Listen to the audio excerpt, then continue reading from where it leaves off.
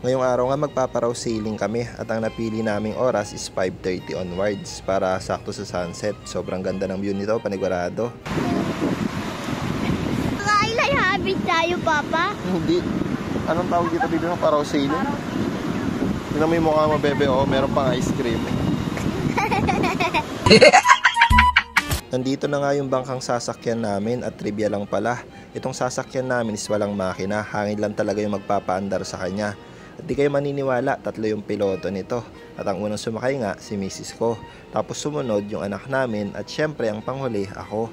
Syempre, bago ang lahat, safety first. Kaya ang una kong sinuotan ng life jacket, yung anak namin tsaka si Mrs. ko. At syempre, panghuli ko ng sinuot yung sa akin kasi marunong naman ako lumangoy. May ice cream yung mukha mo! Ikaw, bibi ko. Excited ka na? Snorkeling tayo? Super! Okay ka lang? Dito na tayo. Paraw sailing. Grabe yung ano.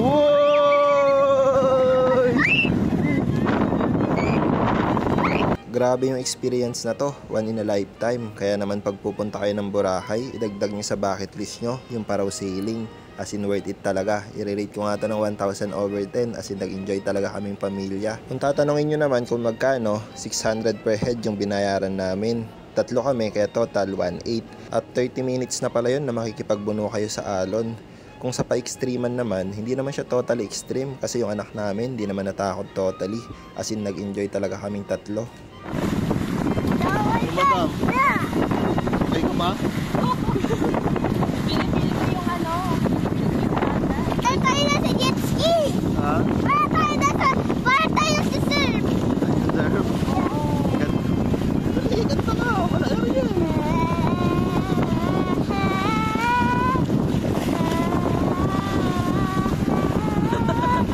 Ang galing!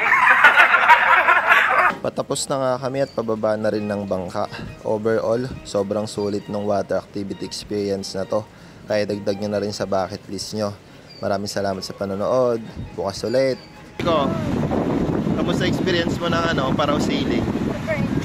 Ang ganda eh, no? Ikaw, bebe? Ikaw, bebe? Ha? Tumasa ka?